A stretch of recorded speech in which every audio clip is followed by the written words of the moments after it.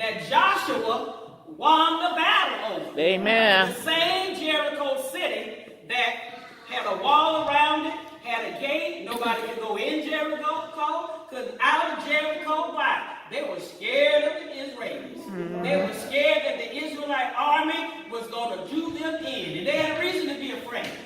They had a reason to be afraid. So God gave the victory over to Joshua and his army. He told them, I want you all to march around the city once a day for 6 days. So have the army, some army men in the front, have the priests, 7 of them with the 7 trumpets blowing. I want you to have the Levites carrying the Ark of the Covenant, and I want you to have a rear guard of soldiers back here. So I want you to march on around this wall. So they did that once a day for 7 days, 6 days. And on the 7th day, they marched around 7 times around the wall. And the priest blew the trumpet, but when they came around that 7th time, oh, there was a shout. Joshua said, shout, because God has given us the city. And they shouted in victory. The walls of Jericho fell down. And then all they went in there and they killed every man, woman, boy, and girl, and infant. Killed all the livestock. That city was taken for God Almighty.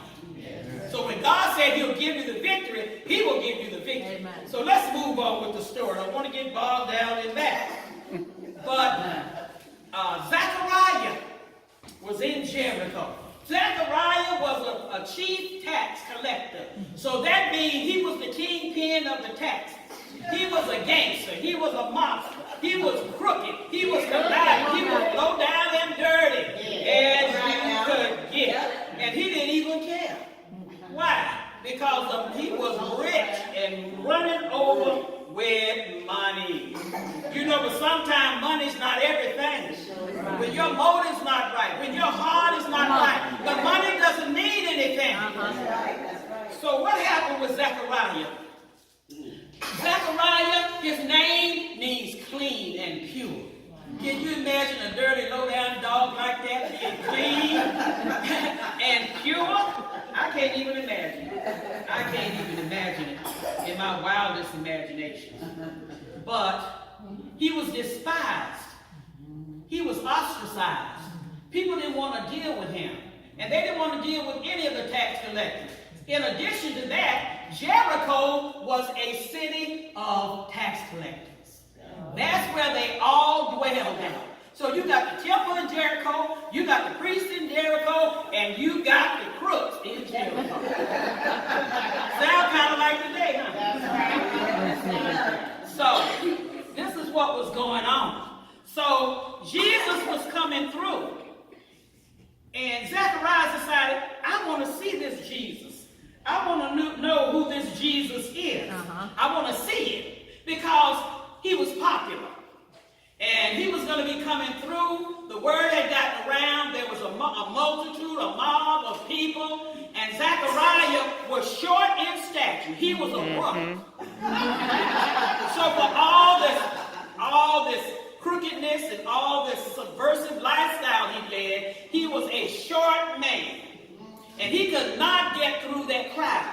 Could not push his way or press his way through. But he wanted to see Jesus. At least he wanted to see Jesus, even if it was just out of curiosity. He wanted to see who Jesus was. So he said, I know what I'm going to do. I'm going to run ahead of the crowd. So he ran ahead of the crowd, got to a tree, a sycamore tree. He climbed that tree. And this was a Jericho sycamore tree, different from our fig trees. And I found out that different regions of the world have different types of sycamore fig trees. So this one that he was climbing had a slick bark on it. It was hard to climb. So he had to put forth some effort to get on up in that tree.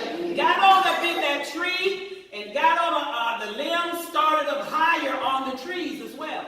So he got there, situated himself on a limb, hiding behind all those branches and said, oh, now I can see the procession come by. Now I can take my look.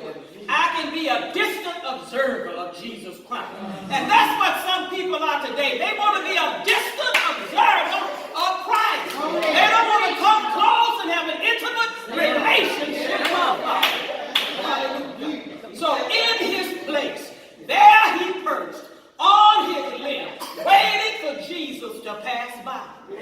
Jesus passed by indeed. Hallelujah. This was a divine encounter with the Savior.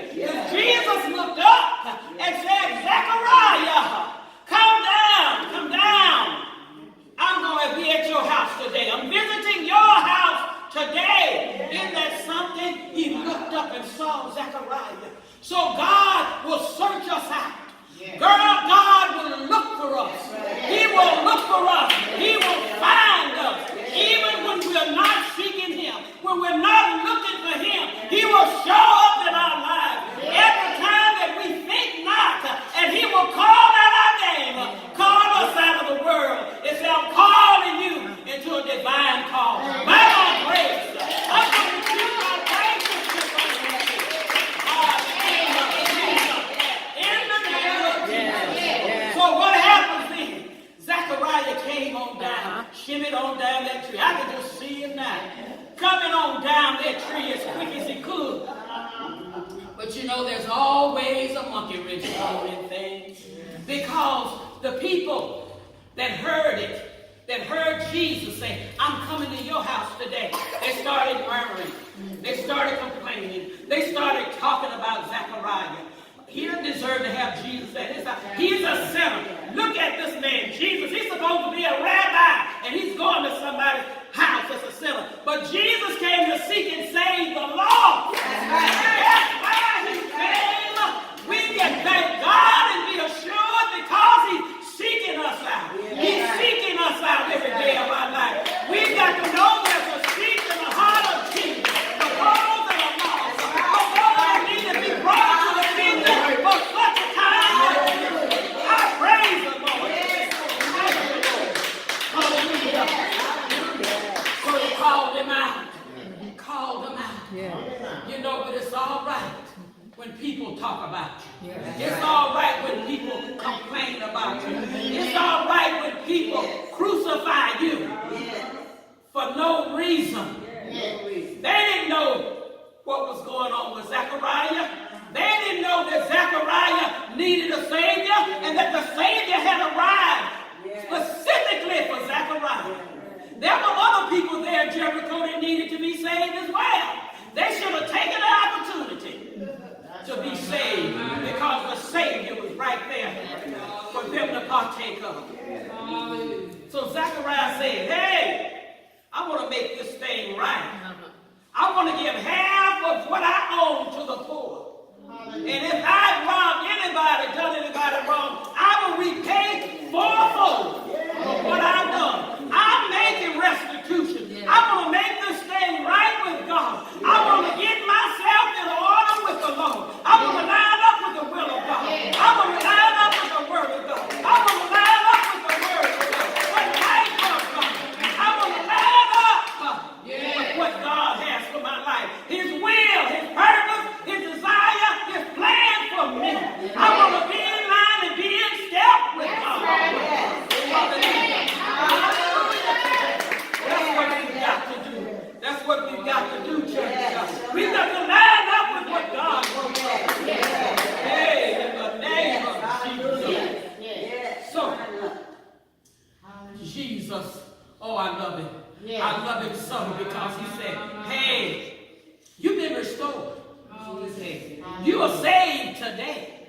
You are a son of Abraham. You've been restored. See, what happens to those tax collectors, see, they had to leave the church.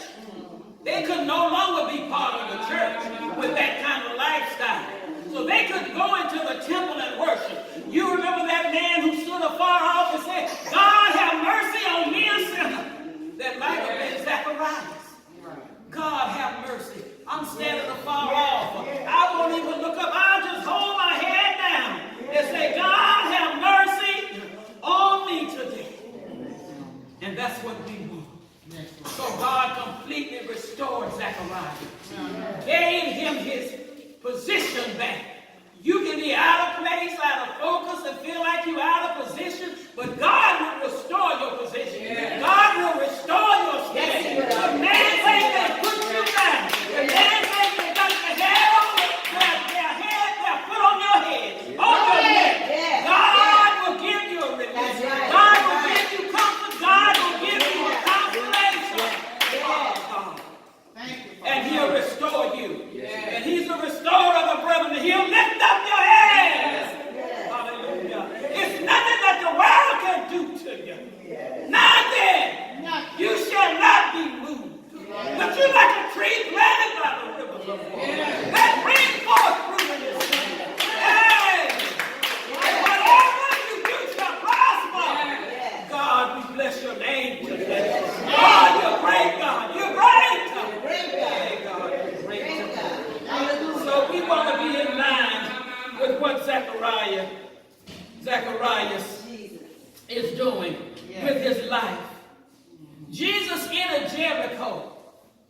But Jesus also entered this world.